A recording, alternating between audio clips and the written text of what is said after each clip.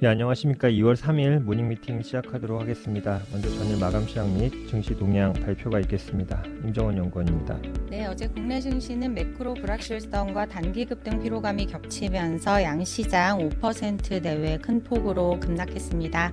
코스피가 5,000선을, 코스닥은 1,100선을 반납했고 특히 코스피는 오후 들어 매도 사이드카가 발동되기도 했습니다.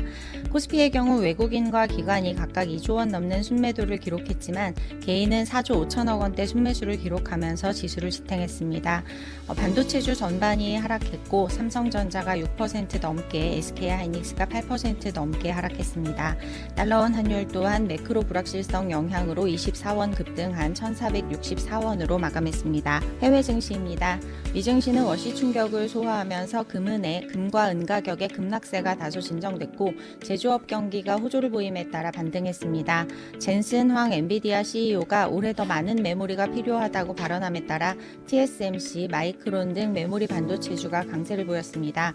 반면 엔비디아는 오픈 AI 투자 협력 불확실성에 3% 가까이 하락했습니다. 한편 1월 S&P 글로벌 제조업 PMI는 52.4를 기록해 예상치를 상회했고 ISM 제조업 PMI도 52.6으로 1년 만에 확장세로 전환했습니다. 미국 10년물 국채 금리는 오라클의 대규모 회사채 발행 및 제조업 업황 개선에 상승했고 달러는 케빈 허시 연준 의장 지명 영향이 지속되는 가운데 경제지표 호조에 상승했습니다. 중국 증시는 금가격 급락과 1월 제조업 PMI 둔화 소식에 2% 넘게 하락했고 유럽 증시는 이번 주 본격적으로 시작되는 기업 실적 발표 시즌을 앞두고 기대감을 선반영하면서 상승했습니다. 이상입니다. 예, 다음은 주식 시황 자료이고요. 하인한 연구원입니다. 안녕하십니까. KB증권 시황 담당 하인원입니다. 오늘은 2월 마켓 트렌드 자료 말씀드리겠습니다. 채권 시장이 보내는 경고와 투자 전략 기반의 내용입니다. 1월에 한국 증시 초강세에 낙관적인 분위기가 만연했습니다. 하지만 지금 채권 시장 참여자들의 상황은 주식 투자자들과는 전혀 다른 상황입니다. 그리고 우리는 그 채권 시장이 보내는 경고를 간과해서는 안 된다고 생각하고요. 채권 시장이 보내는 경고를 통해서 욕심을 자제하고 다음 기회를 포착하기 위한 준비를 시작할 필요가 있다고 생각합니다. 채권 시장과는 달리 주식 시장의 매력은 금리 상승이라는 리스크에 대해서 여러 가지로 대응할 수 있다는 점입니다. 그래서 이 채권 금리를 피셔 방정식을 통해서 분해를 해봤습니다. 기대 인플레이션, 기간 금리형, 그리고 실질 금리로 구분을 해서 각각의 의미를 해석하고 투자 전략을 제시해 보도록 하겠습니다. 네, 3페이지의 요약 페이지를 잠깐만 봐주시면 될 것 같고요.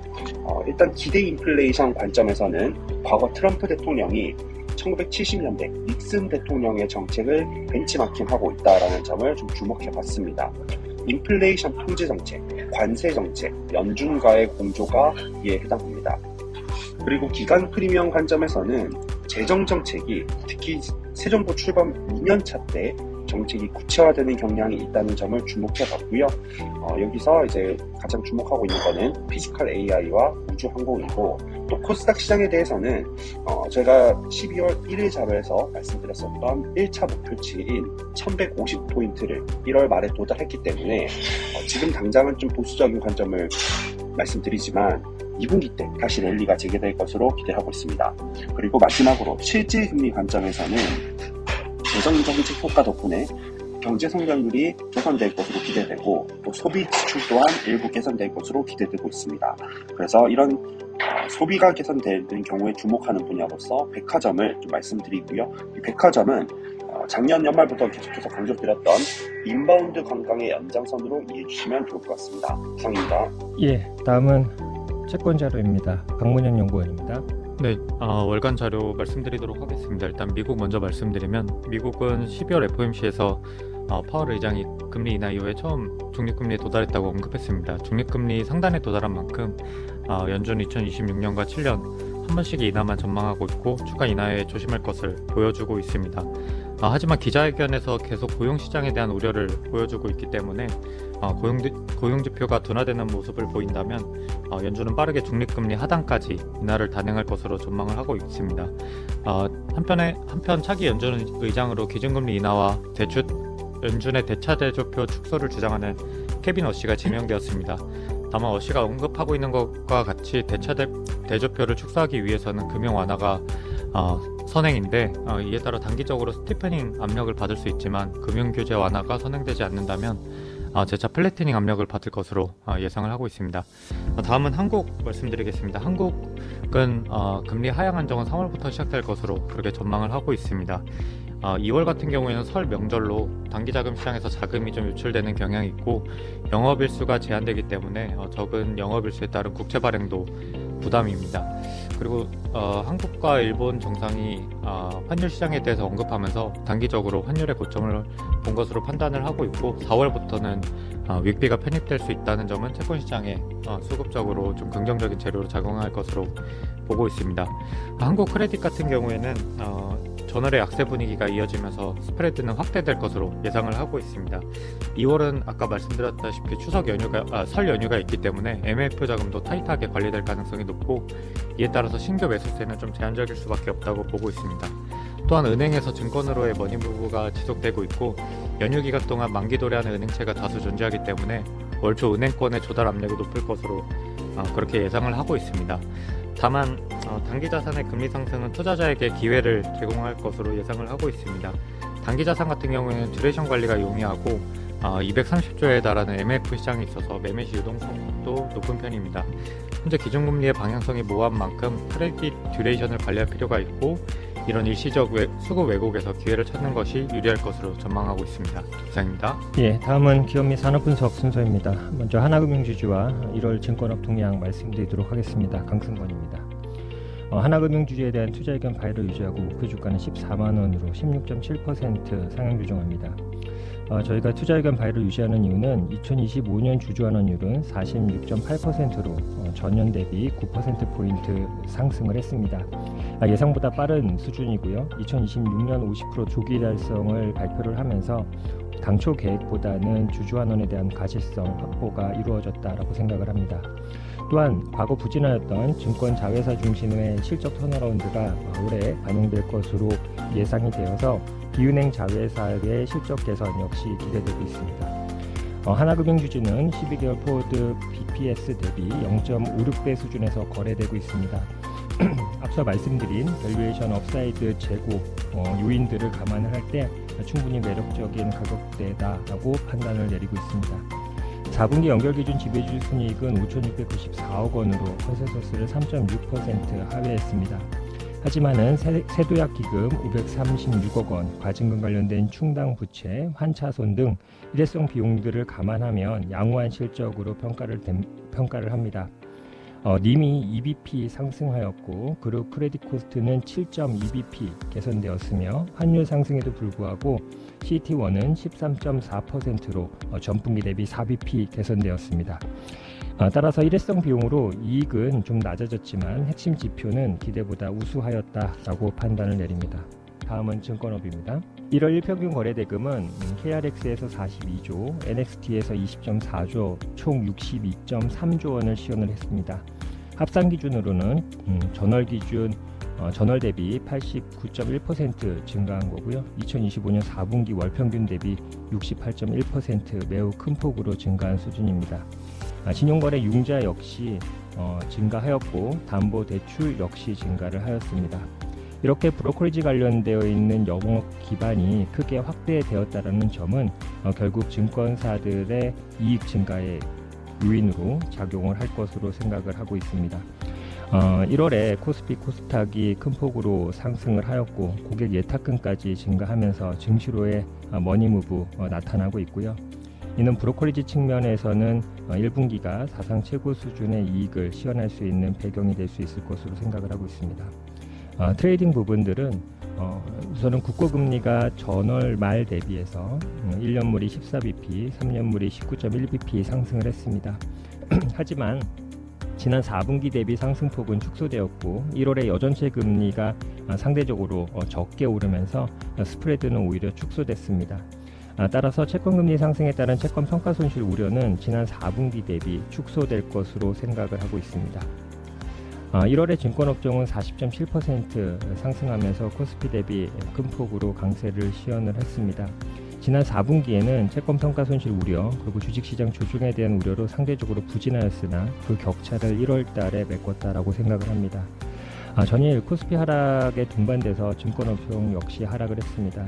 주식시장의 흐름에 민감할 수 없는 특징이 반영된 결과다라고 생각을 하고 있는데요. 저희는 그럼에도 불구하고 증권업종에 대한 투자 의견 포지티브를 유지합니다. 주식시장의 높은 변동성, 이로 인해서 불확실성이 확대된 것은 사실이지만 이미 레벨업된 주가지수와 일평균 거래대금 그리고 확대된 주식시장 참여자들을 감안할 때 브로커리지 중심의 실적 개선 기대감은 여전히 유효하고 연초 시작된 IMA 발행어음 신규 인가 이후에 빠른 수신 확대 이 부분들은 IB와 트레이딩 손익의 성장 기대감으로 나타날 것으로 생각을 합니다. 따라서 단기적인 불확실성보다는 자금의 이동에 주목할 것을 말씀을 드리고 있습니다. 다음은 삼성물산 자료입니다. 장문준 연구원입니다. 삼성물산 말씀드리도록 하겠습니다. 투자 의견 바이 목표 주가는 36만 원으로 상향하였습니다. 건설 부분의 영업가치 상승 등을 반영한 것이고요. 작년부터 이어진 주가 상승의 상당 부분은 삼성전자 등 주요 우유가치 지분의 상승 등에 따른 것이었습니다. 하지만 이 부분을 제외하더라도 본업적인 부분에서의 주가 상승 여력은 충분하다고 보여지는데요. 첫 번째는 실적의 상승입니다. 25년 특히 부진했던 건설 부분의 실적, 현금 흐름이 26년부터는 관계사 물량 증가 등으로 개선될 것으로 예상이 됩니다. 영업이익 증보는 약 20% 이상이 될 것으로 예상하고 있습니다. 두 번째 포인트는 주주환원 증가입니다.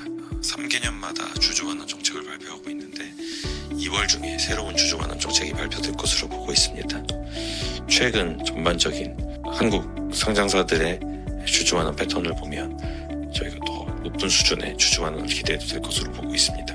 세 번째는 원전 관련한 부분. 회사는 현대건설과 마찬가지로 UAE 바라카 프로젝트를 마무리를 했는데요. 이에 따라서 이 실적을 바탕으로 다양한 SMR 회사들과의 프로젝트를 추진을 하고 있고 최근에는 루마니아 대형 원전 프로젝트에서 EPC 수주를 한 플로어와의 협업을 통해서 해당 프로젝트의 진출을 추진 중입니다. 자세한 내용은 리포트 참고 부탁드립니다.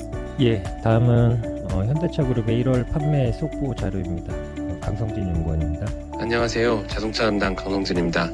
어제 발표된 1월 현대차그룹 판매에 대해 말씀드리겠습니다. 지난 1월 현대차그룹의 1월 중국 포함 도매 판매는 전년 동월 대비 0.4% 증가했고요. 저희 전망치를 4.3% 상회했습니다. 현대차는 1년 전 대비 1% 줄었지만 저희 예상을 4.7% 상회했고 기아는 1년 전 대비 2.4% 늘었고 저희 전망을 3.7% 상회했습니다. 각사의 판매 대수가 예상보다 많았기 때문에 저희는 이를 영업이익 전망치에 단순 적용했을 경우에 1,009억과 748억 원의 상향 요인에 해당된다라고 판단하고 있습니다. 최근 있었던 자동차 산업에서 가장 의미 있어 보이는 뉴스를 하나 말씀드리면요. 벤츠가 엔비디아의 자율주행 탑재한 S클래스를 발표를 했습니다. 여기에는 엔비디아의 드라이브 하이퍼리온 아키텍처와 엔비디아 드라이브 AV 레벨 4가 탑재가 되어 있는데요. 궁극적으로 레벨 4의 프리미엄 로보택시 및 쇼포드 모빌리티 서비스가 가능한 형태로 출시가 됩니다. 이에 앞서서 메르세데스 벤츠는 엔비디아 알파마이오를 적용한 레벨 2 CLA를 이번 1분기에 출시하기로 한 바도 있습니다. 현재 자율주행 업계를 보면은 아직 웨이모가 로보택시를 양산하고 있지는 못하고 또 테슬라의 FSD는 레벨 2의 한계를 넘지 못하고 있는 상태인데 이런 비워져 있는 틈새를 엔비디아가 알파마이오라는 새로운 자율주행 옵션으로 공략하고 있는 상황이라고 볼 수 있고 결국 이게 자율주행 대중화를 앞당길 수 있다고 저희는 판단하고 있습니다. 자세한 내용은 리포트 참조 부탁드리겠습니다. 감사합니다. 예, 다음은 제일기획 자료이고요.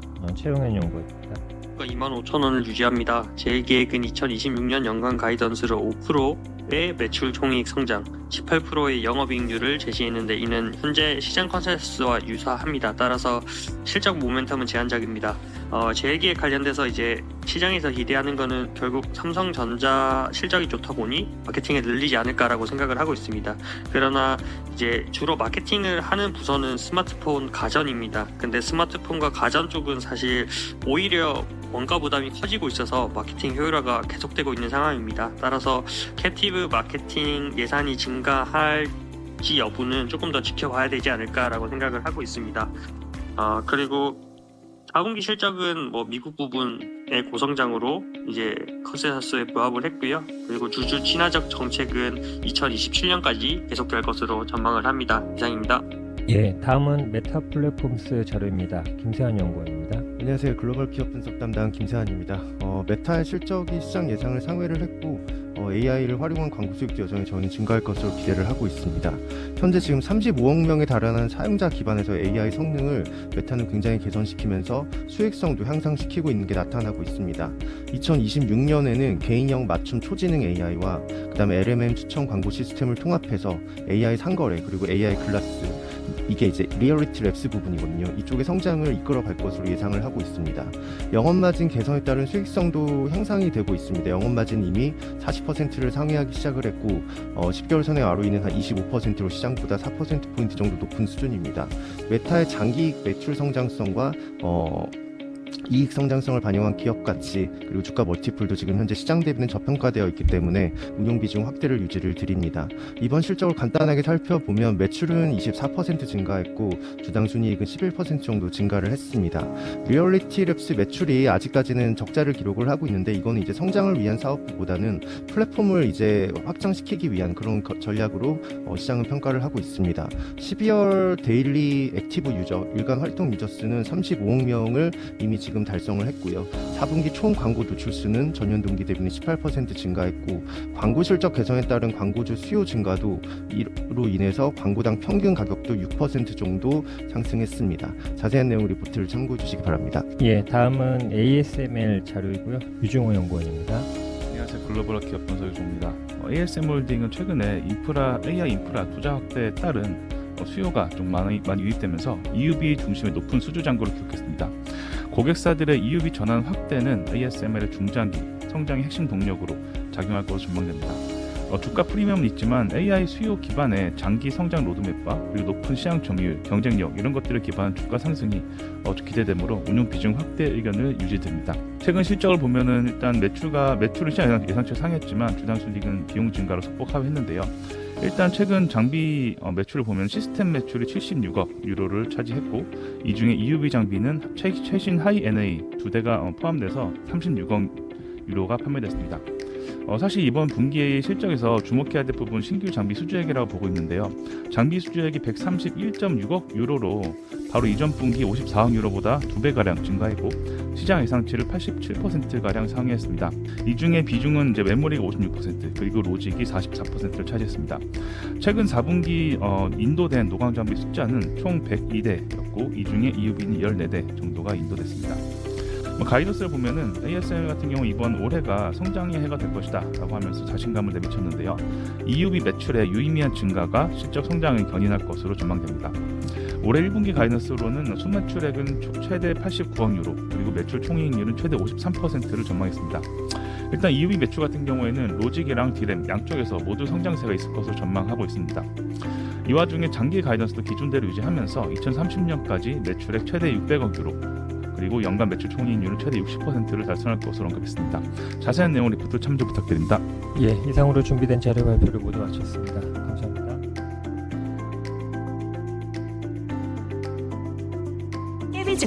KB증권